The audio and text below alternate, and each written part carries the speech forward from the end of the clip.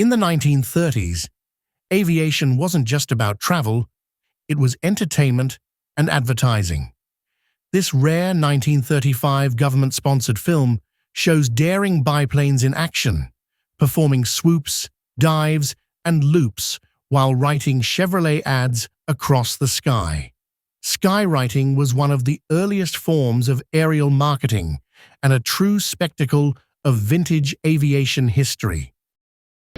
When the trigger is pulled back, it opens a valve which permits chemicals to shoot out into the exhaust pipe. The exhaust pipe, being just about red hot, heats up the chemicals and makes the smoke you see from the ground. The tanks in the cockpit have to carry about 400 pounds of smoke oil. When we have to write long sentences, we use 2 planes. In our team, we have 3 planes working together. Well, we're off.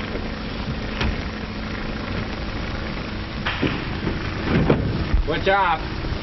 Switch off. Contact. Contact.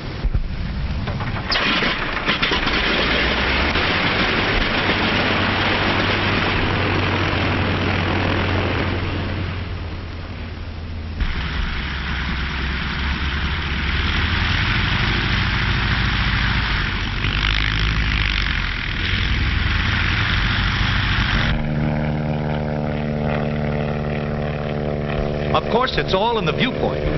The planes must be light and fast so they can be easily maneuvered. They've got to be quick on the climb.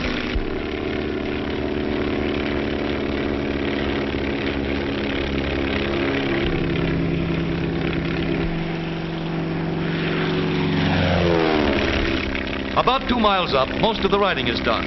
At that height, the wind is steady. In a gentle breeze, words will drift 10 or 20 miles before they break up. And the writing is done horizontally, the way you'd write on a desk, and not up and down as it appears from the ground. To make it trickier, they have to write backwards or upside down, depends on how you look at it. So it will be right side up to you on the ground.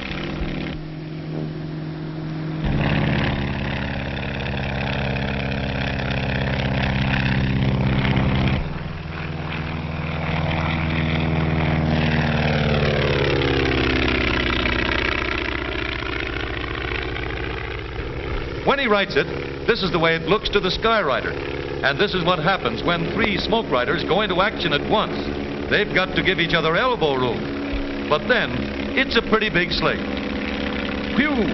Looked like a collision that time. Had to be mighty close timing on that one. But when you get around under it, it begins to make sense. To make it a little bit easier, they have the words already written out, upside down, on the instrument board. But they've also got to keep their eyes on all those dials and instruments and smoke gauges while they're using the sky as their billboard.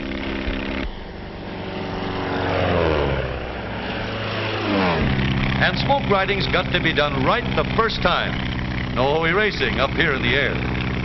They've got to travel fast. Even a short word means a 15 to 20 mile trip. And it's nothing to turn around and go back 2 or 3 miles to cross your T's.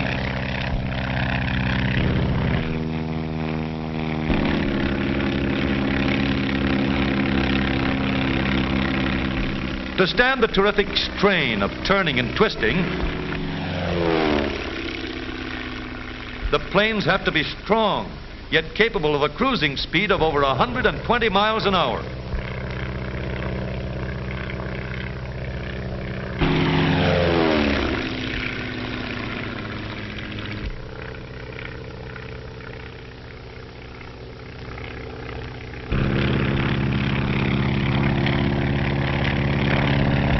Skywriting must be done into the wind, so the letters won't spread too much.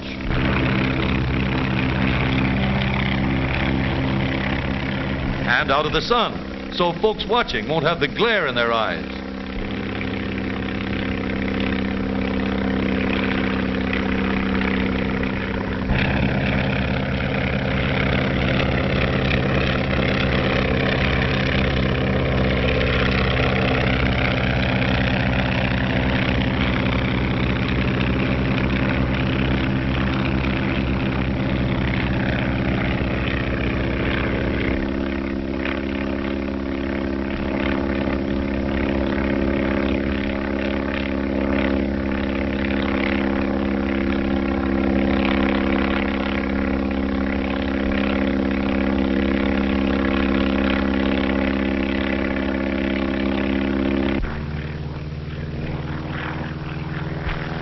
These chaps had to do about all the stunts known to aviation to make all those little turns and twists.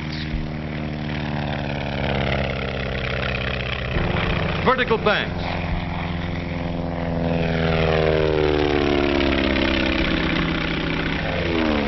Loops.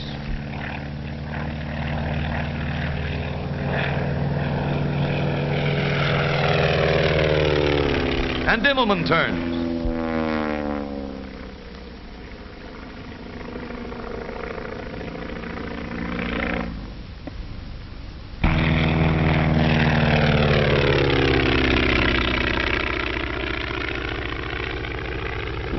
That calls for pretty good pilots and sharp eyes to follow them.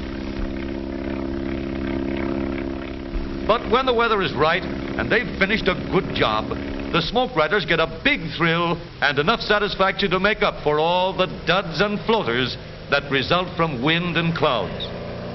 A human bumblebee buzzes across the sky.